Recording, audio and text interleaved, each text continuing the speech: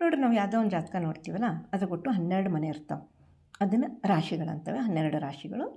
ಒಂದನೇದು ಯಾವುದಪ್ಪ ಅಂದ್ರೆ ಮೇಷರಾಶಿ, ಎರಡನೇದು ವೃಷಭ ರಾಶಿ, ಮೂರನೇದು ಮಿಥುನ, ನಾಲ್ಕನೇದು ಕರ್ಕ, 5 ಸಿಂಹ, 6 ಕನ್ಯಾ, 7 ತುಲಾ, 8 ವೃಶ್ಚಿಕ, 9 ಧನುರಾಶಿ, ಮಕರ ರಾಶಿ 10, 11 ಕುಂಭರಾಶಿ, 12 ಮೀನರಾಶಿ.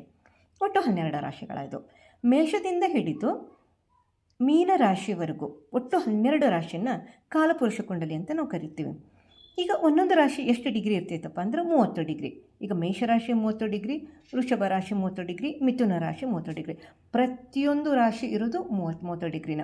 ಸೊ ಇಲ್ಲಿ 12 ರಾಶಿ, ಒಂದೊಂದು ರಾಶಿ 30 ಡಿಗ್ರಿ. ಸೊ ಎಲ್ಲ ರಾಶಿಗಳನ್ನು ಸೇರಿದಾಗ, ಕಾಲಪುರುಷ ಕುಂಡಲಿಯಲ್ಲಿ ಎಲ್ಲ ರಾಶಿಗಳನ್ನು ನಾವು ಸೇರಿದಾಗ ಒಟ್ಟು 360 ಡಿಗ್ರಿ ಆಗುತ್ತೆ. ಮತ್ತು ನಮಗೆಲ್ಲರಿಗೂ ಗೊತ್ತು, ಒಟ್ಟು 27 ನಕ್ಷತ್ರಗಳಿದ್ದಾವೆ. ಹಾಗೂ ಪ್ರತಿಯೊಂದು ನಕ್ಷತ್ರಕ್ಕೆ 4 ಪಾದಗಳಿದ್ದಾವೆ. ಸೊ ಇವಾಗ ಒಂದು ರಾಶಿ ಬಂದುಬಿಟ್ಟು 30 ಡಿಗ್ರಿ. ಈ 30 ಡಿಗ್ರಿಯ ಒಂದು ರಾಶಿಯಲ್ಲಿ ನಕ್ಷತ್ರಗಳ 9 ಪಾದಗಳು. ಅಂದರೆ ಇವಾಗ ಒಂದು ರಾಶಿ ನಾವು ತಗೊಂಡಾಗ ಅಲ್ಲಿ 9 ಪಾದಗಳು ಬರ್ತವೆ. ಇವಾಗಿಲ್ಲೇ ನೀವು ನಿಮ್ಮ ಜಾತಕದೊಳಗೆ ಓಪನ್ ಮಾಡಿರಿ, ಚಂದ್ರ ಯಾವ ನಕ್ಷತ್ರದಾಗಿದ್ದಾನೆ ನೋಡ್ರಿ. ಆ ನಕ್ಷತ್ರವನ್ನು ನಿಮ್ಮ ಜನ್ಮ ನಕ್ಷತ್ರ ಅಂತ ಕರಿತೀವಿ.